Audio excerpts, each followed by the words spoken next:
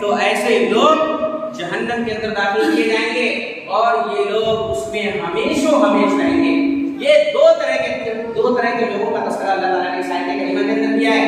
تو سب سے بنیادی چیز جو ہمیں معلوم ہوتی ہے وہ یہ ہے کہ ہمارے لیے میزان اور کسوٹی اور معیار اگر کوئی ہو سکتا ہے تو وہ قرآن و سنت ہے، اور قرآن و سنت کے بعد ہمارے لیے کون معیار ہے؟ اللہ رب العالمین نے قرآن کریم کے اندر ارشاد فرمایا فَإِنْ آمَنُوا بِمِثْلِ مَا آمَنْتُمْ بِهِ فَقَدِ اهْتَدَوْا وَإِنْ تَوَلَّوْا فَإِنَّمَا هُمْ فِي شِقَاقٍ۔ اللہ رب العالمین نے اس آیت کریمہ کے اندر ارشاد فرمایا، صحابہ کرام کا تذکرہ کیا کہ یہ وہ صحابہ کرام ہیں کہ جن کی طرح اگر تم ایمان لے آؤ، جن کی طرح تم ایمان لے آؤ گے تو تم راہ راست پر آ جاؤ گے۔ فَإِنْ آمَنُوا بِمِثْلِ مَا آمَنْتُمْ، جس طریقے سے صحابہ کرام ایمان لائے اس طریقے سے اگر تم ایمان لے آتے ہو تو تم کامیاب ہو جاؤ گے، دنیاوی زندگی میں بھی کامیاب ہو جاؤ گے، اخروی زندگی میں بھی کامیاب ہو جاؤ گے۔ ہر نماز میں ہم ممبر پر اگر کھڑے ہوتے ہیں یا پھر نماز پڑھنے کے لیے آتے ہیں تو یہ دعا اللہ رب العالمین سے کرتے ہیں کہ اللہ تعالیٰ کو ہمیں راہ راست پر رکھنا۔ اللہ تعالیٰ سے یہ ہم دعا کرتے ہیں۔ اللہ رب العالمین نے اس آیت کریمہ کے اندر ارشاد فرمایا کہ جو لوگ صحابہ کرام کی طرح ایمان لاتے ہیں تو وہ لوگ اسی طریقے سے کامیاب ہو جائیں گے، راہ راست پر رہیں گے۔ اللہ رب العالمین نے 3 چیزیں کسوٹی بنائی ہے۔ سب سے پہلی چیز قرآن و سنت، اور اس کے بعد صحابہ کرام کا ایمان۔ صحابہ کرام جس طریقے سے ایمان لائے ہیں اس طریقے سے اگر تم ایمان لاؤ تو کامیاب ہو جاؤ گے۔ کس طریقے سے صحابہ کرام ایمان لائے تھے، کتنی تکلیفیں دی جاتی تھی، مکے کی گلیوں میں گھسیٹا جاتا تھا، مارا جاتا تھا، پریشان کیا جاتا تھا۔ حضرت بلال حبشی رضی اللہ تعالیٰ عنہ کا واقعہ اٹھا کر دیکھ لیجئے، کس طریقے سے تپتی ہوئی ریت پر انہیں لٹا دیا جاتا تھا، اوپر سے پتھر ڈال دیے جاتے تھے، اور اس کے بعد ان سے کہا جاتا تھا کہ محمد رسول اللہ صلی اللہ علیہ وسلم کے دین سے تم پھر جاؤ۔ لیکن اس کے باوجود بھی یہ لوگ استقامت کے پہاڑ اپنے ایمان سے ہلنے کے لیے تیار نہیں تھے۔ اللہ رب العالمین نے اسی ایمان کا تذکرہ کیا ہے کہ اس طریقے سے اگر تم ایمان لے آؤ تو تم دنیاوی زندگی میں کامیاب ہو جاؤ گے، ہدایت یافتہ ہو جاؤ گے۔ یہ صحابہ کرام ہیں۔ اس کے باوجود بھی ہمارے معاشرے کے اندر بہت سارے افراد ایسے ہیں جو صحابہ کرام پر طعنہ زنی کرتے ہیں، صحابہ کرام پر کیچڑ اچھالتے ہیں، صحابہ کرام کو برا بھلا کہتے ہیں، اور نہ جانے کس طرح کے خرافات صحابہ کرام کے خلاف کرتے ہیں۔ ایسے لوگوں کو سمجھنا چاہیے اللہ رب العالمین نے واضح طور پہ ان لوگوں کے لیے کہہ دیا ہے رضی اللہ عنہم ورضوا عنہ، اللہ رب العالمین ان سے راضی ہو چکا ہے اور یہ اللہ سے راضی ہو چکے ہیں۔ اللہ رب العالمین نے ایک آیت کریمہ کے اندر ارشاد فرمایا محمد رسول اللہ والذین معه اشداء علی الکفار رحماء بینہم تراہم رکعا سجدا یبتغون فضلا من اللہ ورضوانا۔ یہ صحابہ کرام اللہ کے نبی صلی اللہ علیہ وسلم کے جو ساتھی ہیں وہ بہت ہی رحم دل ہیں، آپس میں بڑے نرم دل ہیں، آپس میں محبت کرتے ہیں، آپس میں اخوت کے ساتھ رہتے ہیں، اور ان کی مثالیں پچھلی کتابوں کے اندر موجود ہیں۔ اور یہ جب مسجد کے اندر آتے ہیں تو خشوع اور خضوع کے ساتھ نماز کو ادا کرتے ہیں، اللہ رب العالمین کی رضامندی کے طلبگار ہیں، ہمیشہ اللہ رب العالمین کی رضا چاہتے ہیں۔ یہی وجہ ہے کہ اللہ رب العالمین نے اپنی رضامندی کا سرٹیفکیٹ ان لوگوں کو عطا کر دیا ہے۔ تو ہمیں اپنی زندگی کے اندر اگر کامیاب ہونا ہے تو یہی 3 چیزیں بنیادی ہے کہ ہمیں اللہ اس کے رسول صلی اللہ علیہ وسلم کے بتائے ہوئے فرمان کو اپنی زندگی کے اندر نافذ کرنا ہے، اور اس کے بعد صحابہ کرام کی زندگی کو دیکھنا ہے۔ کیا ان زندگیوں کے اندر صحابہ کرام نے اللہ کے نبی صلی اللہ علیہ وسلم کی پیدائش کا جشن منایا ہے؟ اگر منایا ہے تو ہمیں بھی منانا چاہیے اور ہم بھی سب سے آگے رہیں گے۔ لیکن اگر صحابہ کرام نے نہیں منایا ہے، اللہ کے رسول صلی اللہ علیہ وسلم نے تعلیم نہیں دی ہے، اللہ رب العالمین نے اس طرح کی تعلیم نہیں دی ہے، تو ہمارے لیے لازم اور ضروری ہے کہ ہم اسی میزان پر رہیں جس میزان پر اللہ کے رسول صلی اللہ علیہ وسلم نے ہمیں چھوڑا ہے۔ اللہ کے رسول صلی اللہ علیہ وسلم نے کہا ترکت فیکم امرین لن تضلوا ما تمسکتم بہما کتاب اللہ و سنتی، میں تمہارے درمیان 2 چیزوں کو چھوڑ کر جا رہا ہوں، قرآن و سنت کو چھوڑ کر جا رہا ہوں، تم اگر اس کو مضبوطی سے تھام لو گے تو تم کبھی گمراہ نہیں ہو سکتے ہو، راہ راست سے نہیں بھٹک سکتے ہو۔ کیوں؟ کیونکہ یہی اصل میزان ہے، یہی کامیابی کی ضمانت ہے۔ کوئی انسان اگر اس پر چلنے لگے تو وہ انسان کامیاب ہو جائے گا۔ تو اگر معاشرے کے اندر بہت سارے لوگ عید میلاد النبی کے نام سے جشن مناتے ہیں، پروپیگنڈے کرتے ہیں اور نہ جانے کس کس طرح کے خرافات کرتے ہیں کہ ایک لاکھ کا باضابطہ کاٹا جاتا ہے اور ہیپی برتھ ڈے محمد رسول اللہ کا نام لے کر کیا جاتا ہے۔ اس طرح کے خرافات ہمارے معاشرے کے اندر موجود ہیں۔ ایسے لوگوں کو سمجھنا چاہیے کہ یہ اسلام کے اندر خرافات ہے۔ اللہ رب العالمین نے قرآن کریم کے اندر واضح طور پر ارشاد فرمایا وَمَن يُشَاقِقِ الرَّسُولَ مِن بَعْدِ مَا تَبَيَّنَ لَهُ الْهُدَىٰ وَيَتَّبِعْ غَيْرَ سَبِيلِ الْمُؤْمِنِينَ نُوَلِّهِ مَا تَوَلَّىٰ وَنُصْلِهِ جَهَنَّمَ۔ اللہ رب العالمین نے فرمایا جو اللہ کے رسول صلی اللہ علیہ وسلم کی ہدایت کے آ جانے کے بعد اس سے منہ موڑتا ہے، اللہ کے رسول صلی اللہ علیہ وسلم کی تعلیم کے آ جانے کے بعد اس سے منہ موڑتا ہے، تو اللہ رب العالمین نے فرمایا وَنُصْلِهِ جَهَنَّمَ، ایسے لوگ اپنا ٹھکانہ جہنم میں رکھیں۔ ایسے لوگ یہ سوچ لیں کہ ان کا ٹھکانہ اللہ رب العالمین نے جہنم میں تیار کر رکھا ہے۔ کون لوگ ہیں جو قرآن و سنت کو چھوڑ کر دوسری چیزوں کی اتباع کرتے ہیں اور اس کو شریعت کا حصہ سمجھتے ہیں؟ افسوس تو وہاں پر ہوتا ہے کہ بڑے بڑے علماء کرام اس کی تعبیریں کرتے ہیں اور کہتے ہیں کہ جناب محمد رسول اللہ اتنی بڑی شخصیت ہے تو کیا ہم اس کی پیدائش کے دن کو جشن کا دن کیوں نہ منائیں؟ یہ ان کی دلیلیں ہوا کرتی ہے۔ یاد رکھیں کہ اسلام کے اندر دلیل اگر کوئی ہو سکتی ہے تو قرآن و سنت دلیل ہے۔ اگر قرآن و سنت کی دلیل آپ کے پاس موجود ہے تو وہ پیش کیجئے، سب سے آگے ہم بھی چلیں گے، جناب محمد رسول اللہ کی پیدائش کا جشن ہم بھی منائیں گے۔ لیکن اللہ کے نبی صلی اللہ علیہ وسلم نے اگر اس کو نہیں کیا ہے، اللہ کے نبی صلی اللہ علیہ وسلم نے اس کی تعلیم نہیں دی ہے، صحابہ کرام نے اس عمل کو نہیں کیا ہے، یاد رکھیں صحابہ کرام اس امت کے اندر سب سے زیادہ اتباع رسول کو انجام دینے والے تھے، سب سے زیادہ محبت رسول کو انجام دینے والے تھے، سب سے زیادہ اللہ کے نبی صلی اللہ علیہ وسلم سے محبت کرنے والے تھے۔ اگر میدان جنگ میں گردن کٹانی ہو تو بھی وہ تیار رہا کرتے تھے۔ جنگ بدر کا موقع اٹھا کر دیکھ لیجئے کس طریقے سے صحابہ کرام 313 تھے اور سامنے والے 1000 کی فوج موجود ہے۔ کیا صحابہ کرام بھاگ گئے، پیٹ چھوڑ کر چلے گئے، نبی صلی اللہ علیہ وسلم کا ساتھ چھوڑ دیا؟ نہیں چھوڑا۔ کیوں؟ کیونکہ وہ جانتے تھے کہ جناب محمد رسول اللہ صلی اللہ علیہ وسلم کے اتباع میں ہماری کامیابی ہے، اللہ کے نبی صلی اللہ علیہ وسلم کی تعلیم میں ہماری کامیابی ہے، اور سب کچھ انہوں نے لٹا دیا ہے۔ پوری زندگی اٹھا کر دیکھ لیجئے، مکے کو چھوڑ دیا، بیوی بچوں کو چھوڑ دیا، اور جتنی بھی چیزیں ہو سکتی تھی، مال و جائیداد، زمین، تمام چیزوں کو چھوڑ کر ہجرت کر کے مکے سے مدینے کی طرف چلے آئے۔ کھانے کے لالے پڑے ہوئے ہیں، وہاں ایک وقت کا نوالا روٹی کا نہیں مل رہا ہے، لیکن اس کے باوجود بھی جناب محمد رسول اللہ کا ساتھ نہیں چھوڑا ہے۔ یہ محبت ہے ان لوگوں کی۔ اگر ان لوگوں کے یہاں یہ محبت قابل اعتبار ہوتی تو سب سے پہلے وہ لوگ جشن مناتے، لیکن انہوں نے جشن نہیں منایا۔ لہذا اگر ہمارے درمیان، آپ کے درمیان کوئی اختلاف ہوتا ہے، کوئی انتشار ہوتا ہے، تو قرآن و سنت کی طرف لوٹا دیا جائے۔ آئے دیکھیں کیا وہ چیزیں قرآن و سنت میں موجود ہے یا نہیں ہے۔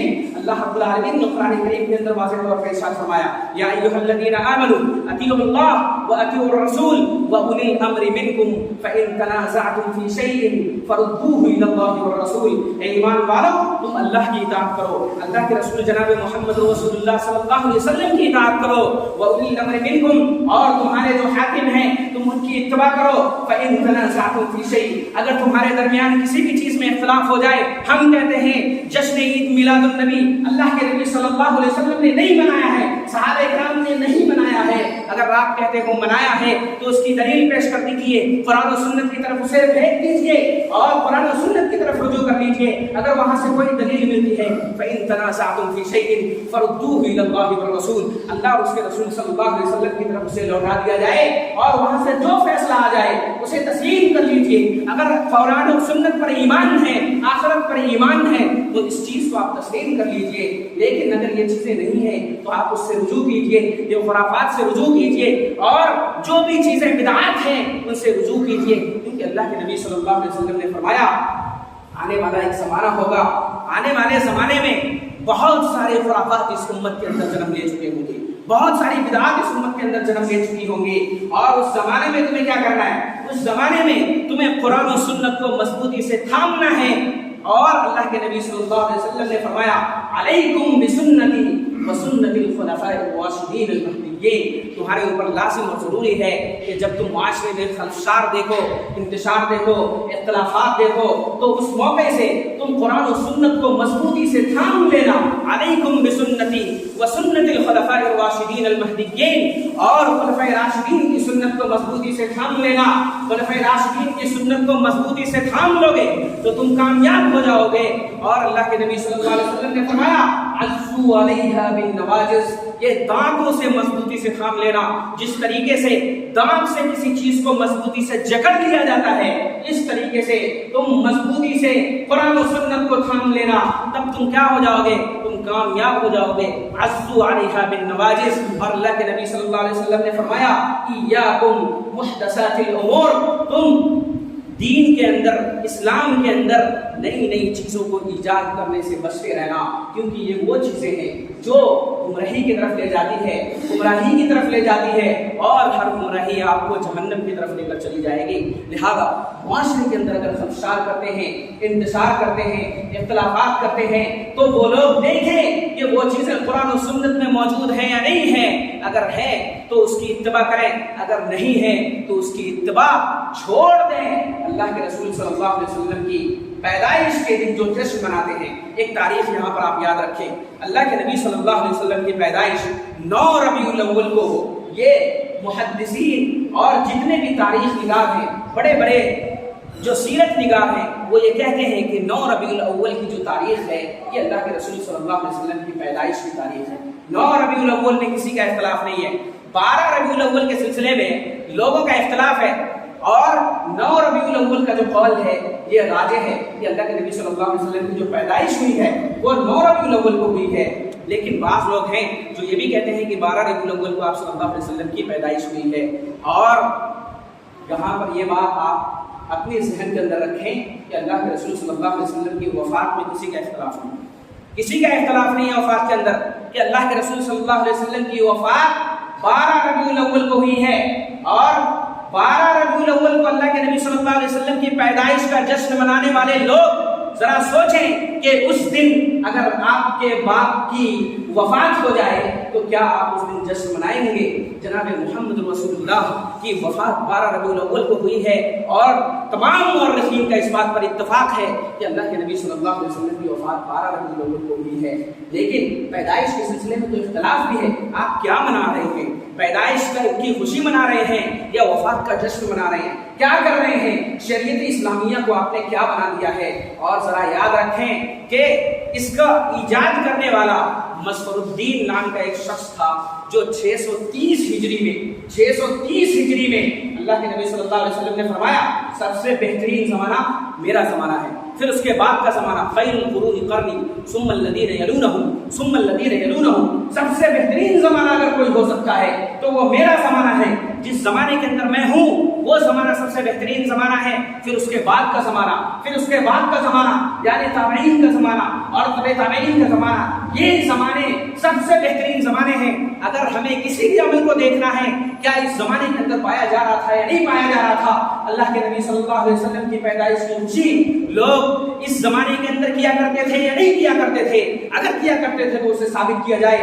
600 साल के बाद 630 हिजरी में मज़फ़रुद्दीन नाम का एक बादशाह आता है जो बड़ा अय्याश किस्म का बादशाह था। रशीद अहमद गंगोही रहमतुल्लाह इसके बारे में लिखते हैं कि इतना अय्याश इंसान था कि हर महीने में इसकी एक रश्क की मीटिंग हुआ करती थी, गाने बजाने की महफिलें ये कायम किया करता था और लोगों को भी नचवाया करता था और उसमें खुद भी नाचा करता था। इस शख्स ने उसकी 12 रबीउल अव्वल की ईजाद की और जश्न ईद मिलादुन नबी का सबसे पहला मौजिद अगर कोई कहा जा सकता है तो वो यही शख्स है। और इसके बाद सितम तो ये हुआ कि 633 हिजरी में एक शख्स आता है इब्ने वहिया कल्बी के नाम से, इसने इसके जवाज का फतवा दिया। इस शख्स ने इसके जवाज का फतवा दिया। मौजिद की तो हकीकत आपने जान लिया कि वह इंसान गाने बजाने का मालिक था और गाने बजाने का दिलदादा था, हमेशा वो चीज किया करता था, उसमें उसको खुशी मिला करती थी, लोगों को भी नचवाया करता था और खुद भी नाचा करता था। ये इस शख्स ने इसकी ईजाद की और 3 साल के बाद 633 हिजरी में इब्ने वहिया कल्बी शख्स एक आता है और इसके जवाज का फतवा देता है जो इसी दरबार के अंदर रहा करता था। इसने इसका फतवा दिया। हाफिज इब्न हजर रहमतुल्लाह ने इसके बारे में लिखा कि ये वो शख्स है جس کے بارے میں محدثین کا اتفاق ہے، محدثین کا اس بات پر اتفاق ہے کہ یہ انسان جھوٹا ہے، یہ انسان کذاب ہے۔ اور حدیث کی دنیا میں نے اسی نمبر سے بتایا تھا، حدیث کی دنیا میں اگر سب سے بڑا معیوب کوئی چیز سمجھی جاتی ہے تو وہ یہی ہے کہ کوئی انسان اللہ کے رسول صلی اللہ علیہ وسلم پر جھوٹ بولے، یہ سب سے معیوب سمجھا جاتا ہے۔ اور حدیث کی قسموں میں سب سے زیادہ بدترین قسم کوئی ہو سکتی ہے ضعیف کی، تو وہ موضوع حدیث ہوا کرتی ہے کہ اللہ کے نبی صلی اللہ علیہ وسلم کی طرف کسی ایسی بات کی نسبت اللہ کے نبی صلی اللہ علیہ وسلم کی طرف کر دی جاتی ہے جو اللہ کے نبی صلی اللہ علیہ وسلم کا قول نہیں ہے۔ اسی لیے اللہ کے نبی صلی اللہ علیہ وسلم نے فرمایا من کذب علی متعمدا فلیتبوأ مقعدہ من النار، جو شخص میری طرف کسی ایسی بات کی نسبت کرتا ہے جو میں نے نہیں کہا ہے، جو میرا قول نہیں ہے، جو میرا فعل نہیں ہے، اور میری طرف کوئی نسبت کر کے اس کو کہتا ہے، تو وہ انسان اپنا ٹھکانہ جہنم بنا لے۔ اللہ کے نبی صلی اللہ علیہ وسلم نے یہ کہا، یہ شخص اسی طریقے سے جھوٹا تھا۔ اور حافظ ابن حجر رحمہ اللہ کہتے ہیں کہ یہ شخص کذاب تھا، مکذوب راوی ہے اور متکبر ہے، علماء اکرام کو برا بھلا کہا کرتا تھا۔ اس شخص نے اس کے جواز کا سب سے پہلے فتویٰ دیا ہے۔ ایسے لوگوں نے اسلام کے اندر خرافات مچایا ہے، اسلام کے اندر نئی نئی چیزوں کو ایجاد کیا ہے۔ اس کے بعد ہمارے مسلمانوں کی حالت دیکھ کر افسوس ہوتا ہے کہ بہت سارے ایسے لوگ آج ہمارے معاشرے کے اندر موجود ہیں جو اس سنت کو سنت سمجھ کر کرتے ہیں، اسے کار خیر سمجھ کر کرتے ہیں۔ اور ستم تو یہ ہے، میں یہ کہوں کہ بدعتیوں کو کبھی توبہ کی توفیق نہیں ملتی ہے۔ کیوں نہیں ملتی ہے پتہ ہے آپ کو؟ بدعتیوں کو کبھی توبہ کی توفیق کیوں نہیں ملتی ہے؟ کیونکہ وہ اس عمل کو بہتر عمل سمجھتا ہے، کیونکہ وہ اس عمل کو نیک عمل سمجھتا ہے۔ یہی وجہ ہے کہ اسے توبہ کی توفیق کبھی نہیں ملتی ہے۔ جب اسے نیک عمل سمجھے گا تو اس سے وہ توبہ کیسے کرے گا؟ یہی وجہ ہے کہ بدعتیوں کا ٹھکانہ اللہ کے رسول صلی اللہ علیہ وسلم نے بتایا کہ یہ جہنم میں جائیں گے۔ یہ لوگ اگر اپنی بدعت سے توبہ نہ کرتے ہیں تو ایسے لوگ جہنم کے اندر جائیں گے۔ لہذا مسلمانوں کی بنیادی ذمہ داری ہونی چاہیے کہ وہ لوگ قرآن و سنت کو مضبوطی سے تھامیں، اللہ کے رسول صلی اللہ علیہ وسلم کے بتائے ہوئے طریقے کو مضبوطی سے تھامیں۔ اللہ کے نبی صلی اللہ علیہ وسلم نے دنیا کے اندر جتنی بھی خیر ہو سکتی تھی جو آپ کو جنت تک لے کر جائے گی، اللہ کے نبی نے فرمایا جتنی بھی خیر ہو سکتی تھی جو تمہیں جنت تک لے کر جائے، میں نے ان تمام چیزوں سے تم کو آگاہ کر دیا ہے، تمام چیزیں تم کو بتا دیا ہے۔ اور جتنی بھی فتنے ہو سکتے تھے جو تمہیں جہنم تک لے کر جائیں، ان تمام فتنوں سے میں نے تمہیں آگاہ کر دیا ہے۔ لہذا آپ کے ہاتھ میں ساری چیزیں موجود ہیں، آپ چاہے راہ راست پر جائیں یا جہنم کی طرف جائیں یا پھر جنت کی طرف جائیں، اللہ کے نبی صلی اللہ علیہ وسلم نے واضح طور پہ کہہ دیا ہے کہ میں نے ساری چیزوں کو تمہارے سامنے آگاہ کر دیا ہے، تمہیں بتا دیا ہے یہ جنت کا راستہ ہے، تم اسے کرو گے تو جنت میں جاؤ گے اور اسے کرو گے تو جہنم کے اندر جاؤ گے۔ اور ایک بات کو یاد رکھیں کہ دین مکمل ہو چکا ہے، دین مکمل ہو چکا ہے۔ اللہ کے رسول صلی اللہ علیہ وسلم کے زمانے میں دین مکمل ہو چکا ہے۔ اللہ کے نبی صلی اللہ علیہ وسلم حجۃ الوداع کے موقع سے موجود تھے اور تمام صحابہ کرام کی موجودگی میں اللہ کے رسول صلی اللہ علیہ وسلم پر آیت نازل ہوئی، اليوم اکملت لکم دینکم واتممت علیکم نعمتی ورضیت لکم الاسلام دینا۔ آج تمہارے اوپر دین کو مکمل کر دیا گیا ہے، دین مکمل ہو چکا ہے۔ دین کے اندر ابھی کسی چیز کی گنجائش نہیں ہے۔ جو دین اللہ کے رسول صلی اللہ علیہ وسلم کے زمانے میں مکمل ہوا تھا وہ قیامت تک باقی رہنے والا ہے اور قیامت تک کے لیے وہ تعلیم دے دی گئی ہے۔ جتنی بھی چیزیں ہو سکتی تھی، جتنے بھی زمانے آ جائیں، ان تمام زمانوں کے لیے اسلام ہے اور اسلام کی تعلیم اس میں موجود ہے۔ دنیا کے لوگ کچھ بھی کہیں لیکن دین کے اندر کوئی نئی چیزوں کی ایجاد نہیں کی جا سکتی ہے، دین کے اندر کوئی نئی تعلیم نہیں آ سکتی ہے کیونکہ دین مکمل ہو چکا ہے۔ اليوم اکملت لکم دینکم واتممت علیکم نعمتی، میں نے دین کو مکمل کر دیا ہے اور اپنی نعمت تمہارے اوپر میں نے مکمل کر دیا ہے۔ اللہ کے رسول صلی اللہ علیہ وسلم حجۃ الوداع کے موقع سے تمام صحابہ کرام کو کہہ رہے تھے کیا میں نے تمہارے اوپر دین کو پہنچا دیا؟ تمام کے تمام لوگوں نے کہا ہاں اللہ کے رسول صلی اللہ علیہ وسلم آپ نے دین کو ہو اسی شکل میں ہم تک پہنچا دیا ہے، آپ نے تمام چیزیں ہم تک پہنچا دی ہے۔ اللہ کے رسول صلی اللہ علیہ وسلم نے اپنی انگلی کا اشارہ اللہ رب العالمین کی طرف کیا اور کہا اے اللہ تو گواہ رہنا میں نے ان تک دین کو پہنچا دیا ہے۔ اب دین کے اندر کوئی نئی چیز ایجاد کرتا ہے تو وہ جناب محمد رسول اللہ کی رسالت پر خیانت کر رہا ہے، وہ انسان یہ سمجھتا ہے کہ دین مکمل نہیں ہوا ہے۔ لہذا علماء کرام سے میری گزارش رہے گی جو لوگ اس کو حلال کہتے ہیں یا حلال کا فتویٰ دیتے ہیں یا اس طرح کے لوگ ہمارے معاشرے کے اندر موجود ہیں جو یہ کہتے ہیں کہ جشن عید میلاد النبی کو اللہ کے نبی صلی اللہ علیہ وسلم کا دن ہے، اللہ کے رسول صلی اللہ علیہ وسلم کی پیدائش کا دن ہے، لہذا اس دن ہم جشن منائیں گے۔ تو ایسے لوگ اپنے ایمان کی خیر بنائیں اور اس چیز پر غور و فکر کریں، کیا یہ چیزیں دلیل بن سکتی ہے؟ کیا عقلی گھوڑے دوڑانے سے اسلام میں کوئی تعلیم آ سکتی ہے؟ نہیں آ سکتی ہے۔ دین کے اندر، اسلام کے اندر عقل کی کوئی گنجائش نہیں ہے۔ اسی وجہ سے حضرت علی رضی اللہ تعالیٰ عنہ کہا کرتے تھے کہ اگر دین کی بنیاد اگر عقل پر ہوتی تو سب سے پہلے موزے کے اوپر مسا کیا جاتا، موزے کے نیچے مسا لوگ موزے کے نیچے مسا کیا جاتا، کیونکہ گندگیاں جو ہوتی ہیں موزے کے نیچے لگتی ہیں، تو موزے کے نیچے مسا کیا جاتا، موزے کے اوپر مسا نہیں کیا جاتا۔ لہذا اس سے پتہ چلتا ہے کہ دین کی بنیاد عقل پر نہیں ہے، دین کی بنیاد دلائل پر قائم ہوتی ہے۔ اللہ کے رسول صلی اللہ علیہ وسلم نے جو کہہ دیا ہے، اللہ رب العالمین نے جو نازل کر دیا ہے، وہی دین ہے اور قیامت تک وہی دین باقی رہنے والا ہے۔